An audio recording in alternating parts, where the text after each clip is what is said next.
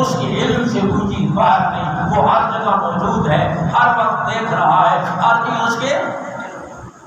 دوسری گواہی امام الانبیاء سید الانبیاء صلی اللہ علیہ وسلم کی ہوگی، سارے نبی اپنی اپنی امتوں پر گواہی دیں گے، اور حضور اقدس صلی اللہ علیہ وسلم پچھلی امتوں پر بھی اور اس امت پر بھی گواہی دیں گے۔ قرآن مجید میں اس کا ذکر ہے، وَكَيْفَ إِذَا جِئْنَا مِنْ كُلِّ أُمَّةٍ بِشَهِيدٍ وَجِئْنَا بِكَ عَلَىٰ هَٰؤُلَاءِ شَهِيدًا۔ میرے باپو اس وقت کیا کیفیت ہوگی جب ہر امت کے نبی کو ہم اس کی امت میں گواہ بنا کے پیش کریں گے، آپ کو آپ کی امت پر اور پچھلی امتوں پر گواہ بنا کے پیش کریں گے۔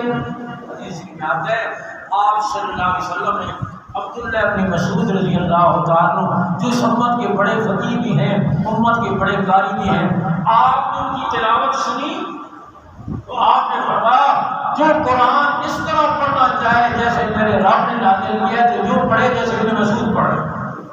آپ نے ایک موقع پر اسے فرمایا ابن مسعود میرا جی یہ چاہتا ہے تم قرآن پڑھو اور میں تم سے قرآن سنوں، اور کوشش کرو میرے دوستو گھروں کا ماحول قرآن کا ماحول بناؤ، ہاں گھر کو قرآن کی تلاوت سے آباد کرو، ہاں اور میڈیا پر موبائل پر تو ہر وقت کھول کر اس کو لگے ہوئے اپنی شکل دیکھ رہے ہیں، دوسروں کی شکل دیکھ رہے ہیں، قرآن بند ہو کر رہ گیا، ریشمی غلافوں میں لپٹ کے رہ گیا، الماریوں کی زینت بن کے رہ گیا، سارے کام روز ہوتے ہیں، ہاں موبائل ہر وقت کھلا ہوتا ہے، سوشل میڈیا دیکھتے ہیں، فیس بک کھلتی ہے، قرآن نہیں۔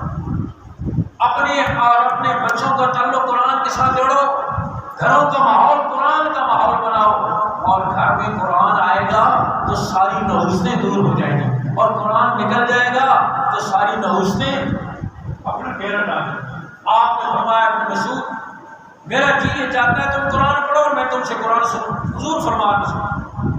عبداللہ ابن مسعود فرد مسلم سے چھوڑنے لگے، میرے آقا فرمایا آپ کو سنو، آپ کا سینہ قرآن کا خزینہ ہے، آپ پر قرآن نازل ہوا ہے، فرمایا آپ کو کیا سنوں؟ میرے آقا نے فرمایا میرا جی یہ چاہتا ہے تم قرآن پڑھو میں تم سے قرآن سنوں۔ ابن مسعود نے پڑھنا شروع کیا، وہ کیسی لیول قرات ہوگی جس نے ابن مسعود پڑھنے والے امام الانبیاء سننے والے ہو گئے۔ ابن مسعود پڑھتے چلے گئے، میرے آقا سنتے چلے گئے، پڑھتے پڑھتے اس آیت پر پہنچے فَكَيْفَ إِذَا جِئْنَا مِنْ كُلِّ أُمَّةٍ بِشَهِيدٍ وَجِئْنَا بِكَ عَلَىٰ هَٰؤُلَاءِ شَهِيدًا۔ میرے باپو اس وقت کیا کیفیت ہوگی جب ہم ہر نبی کو اس کی امت میں گواہ بنائیں گے اور آپ کو اپنی امت پر اور پچھلی امتوں پر گواہ بنا کے پیش کریں گے۔ ابن مسعود نے کیا پڑھی؟ میرے آقا نے فرمایا حسبک الآن، ابن مسعود بس کر دو اور سننے کی سکت نہیں۔ ابن مسعود فرماتے میں نے تلاوت موقوف کی، نظر اٹھا کے دیکھا میرے آقا کی دونوں آنکھیں برسات کی جھڑی کی طرح برس رہی تھی۔ حضور یہ سن کر رو دیے کل امت کی آواز میں گواہی تو دینا پڑے گی، پتہ نہیں میری امت کیسے کرتوت کرے گی، کیسی کیسی نافرمانیاں کرے گی، کیسی مغالطے کرے گی اور مجھے کیسی گواہی دینا پڑے گی۔ حضور کس کی فکر؟ آپ یہ سن کر رو دیے، نبی کو یہ فکر، امت کو یہ فکر۔ لیکن دوستو سوچنے والوں نے سردار پر بھی سوچا ہے، محبت کرنے والوں نے سردار پر بھی محبت کی ہے۔ ہندوستان میں انگریز کے دور میں انگریز وائسرائے مغلوں کی بنی ہوئی مسجد دیکھنے کے لیے آیا، اور مسجد کی سیڑھیوں پر ایک فقیر بیٹھا ہوا تھا، اس نے اٹھ کر جھٹ سے وائسرائے کو سلام کیا خوشامد کے انداز میں۔ وائسرائے نے بٹوا نکالا، فقیر کو کچھ پیسے دیے، پھر بٹوا جیب میں ڈالنے لگا، بٹوا اس کی جیب سے گر گیا، اسے پتہ نہ چلا، وہ گھر چلا گیا۔ وہ بٹوا فقیر نے اٹھا لیا، کھول کے دیکھا اس میں بڑی وائسرائے کا بٹوا تھا، بڑی بھاری رقم اس میں موجود تھی۔ وائسرائے گھر گیا اور بیوی سے کہا میں نے مغلوں کی بنی ہوئی مسجد میں نے دیکھی، بیوی نے کہا کر میں بھی دیکھنے جاؤں گی۔ اگلے دن بیوی کو بھی لے کر آیا، دیکھا وہ فقیر پھر بیٹھا ہوا، پھر سلام کیا۔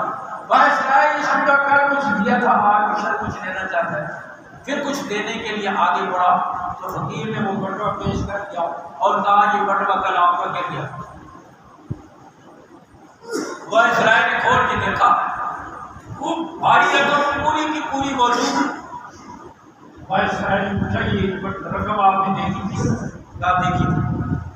کہا ضرورت نہیں تھی؟ کہا ضرورت بھی پڑی تھی، فقیر ہوں، پائی پائی کو محتاج ہوں، تھا بھی میرے پاس، کسی کو پتہ بھی نہیں تھا، یہ رقم میں نے دیکھی بھی تھی، ضرورت مند بھی تھا، لیکن پھر بھی میں نے نہیں دی۔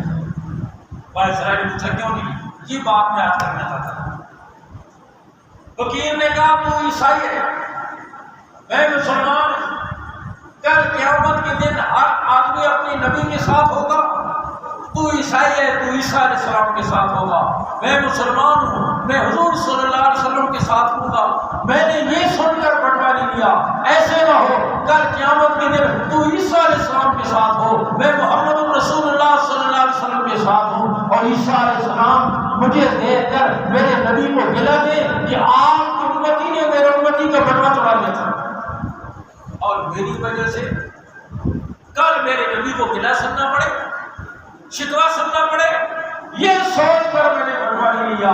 میں آپ کر رہا ہوں سوچنے والوں نے یہ بھی سوچا ہے، محبت کرنے والوں نے اس انداز میں بھی محبت کی ہے، تو فرمایا دوسری گواہی حضور اقدس صلی اللہ علیہ وسلم کی ہوگی، امت کے اعمال پر آپ گواہی دیں۔ 5 گواہیوں میں سے میں نے آج کی پہلی گواہی خود اللہ رب العزت کی ذات ہے، دوسری گواہی حضور اقدس صلی اللہ علیہ وسلم کی ہوگی۔